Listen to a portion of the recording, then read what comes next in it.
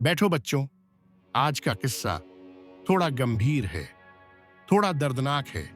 यह किस्सा है मणिपुर का, हिंसा का और जातीय तनाव का। मणिपुर भारत का पूर्वोत्तर राज्य, सुंदर पहाड़, हरी वादियां। लेकिन मई 2023 से यह राज्य जल रहा है। हिंसा, दंगे, हत्याएं, घर जलाए गए, परिवार बिखर गए। लेकिन सवाल यह है, अचानक क्या हो गया? दो समुदाय जो सदियों से साथ रहते थे, वो एक दूसरे के खिलाफ क्यों हो गए? क्या यह सिर्फ जातीय संघर्ष है या इसके पीछे कुछ और है? मणिपुर में मुख्य रूप से दो समुदाय रहते हैं, मेइती और कुकी। मेइती लोग घाटी में रहते हैं, इम्फाल शहर के आसपास। वो राज्य की 60% आबादी है, ज्यादातर हिंदू धर्म मानते हैं। कुकी लोग पहाड़ों में रहते हैं, वो करीब 16% आबादी हैं, ज्यादातर ईसाई धर्म मानते हैं। इनके अलावा नागा जनजाति भी है। अब समझने वाली बात यह है, मेइती लोग घाटी में रहते हैं, जो राज्य का सिर्फ 10% क्षेत्र है, लेकिन वहां 60% लोग रहते हैं। पहाड़ 90% क्षेत्र हैं, लेकिन वहां 40% लोग रहते हैं। और सबसे महत्वपूर्ण बात, पहाड़ी इलाके स्केड्यूल्ड ट्राइब यानी अनुसूचित जनजाति क्षेत्र हैं। वहां विशेष अधिकार हैं, जमीन खरीदने के अधिकार, आरक्षण के अधिकार।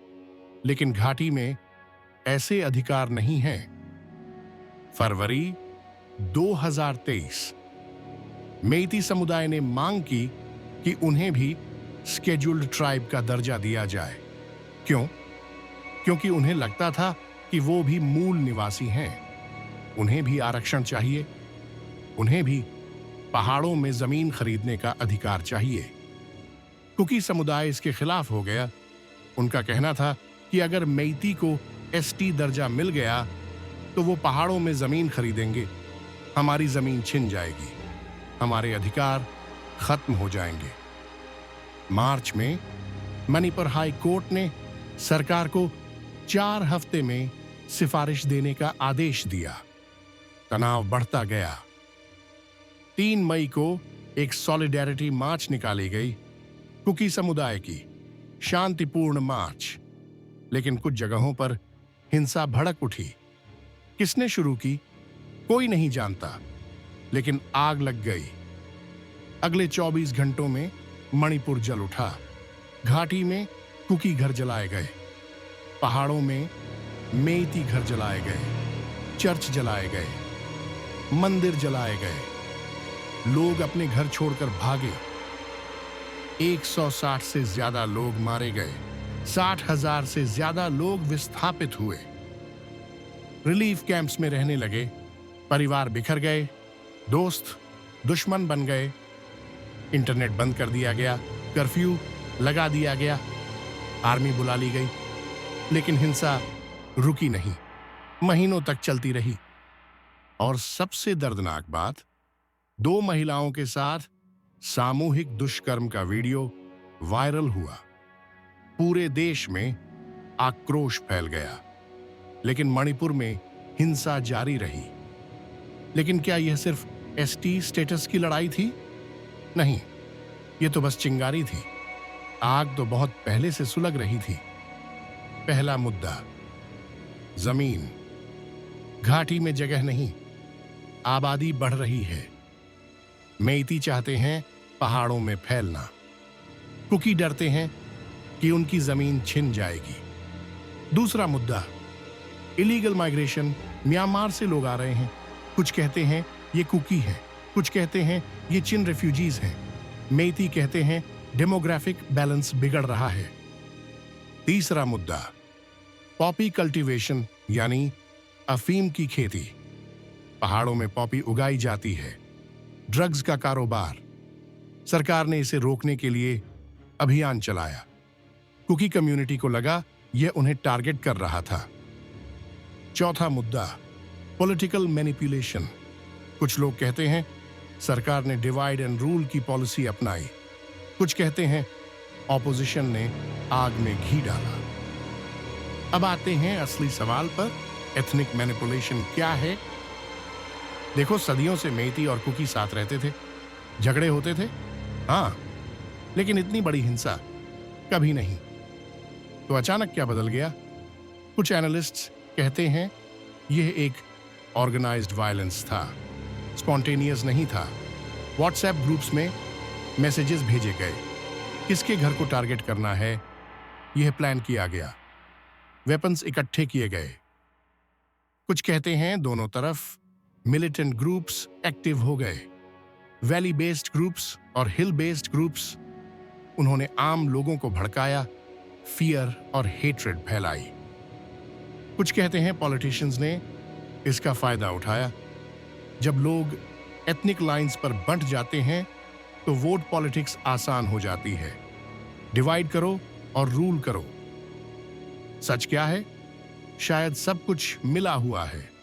असली ग्रीवेंसेस भी थे, लेकिन उन्हें मैनिपुलेट भी किया गया, भड़काया गया, हथियार बनाया गया। आज क्या हालत है? 1.5 साल से ज्यादा हो गए, मणिपुर अभी भी बंटा हुआ है। घाटी और पहाड़ के बीच इनविजिबल बॉर्डर बन गया है। बफर जोन्स बनाए गए हैं, लोग अपने इलाकों में कैद हैं। इंटरनेट अभी भी इंटरमिटेंट है, स्कूल्स बंद रहते हैं, बिजनेसेस बर्बाद हो गए, टूरिज्म खत्म हो गई, स्टेट इकोनॉमी ठप पड़ी है।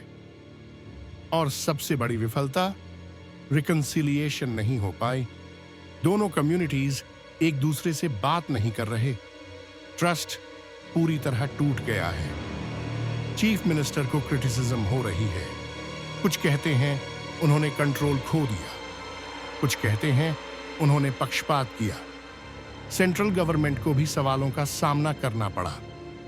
और जो इनोसेंट लोग मारे गए, जिनके घर जले, जिनकी बेटियां बेइज्जत हुईं, उनके लिए कोई जस्टिस नहीं मिला, कोई सजा नहीं हुई, कोई पीस नहीं आई। तो बच्चों, ये था मणिपुर का किस्सा, दर्दनाक किस्सा, जटिल किस्सा। यहां कोई विलेन नहीं है, कोई हीरो नहीं है।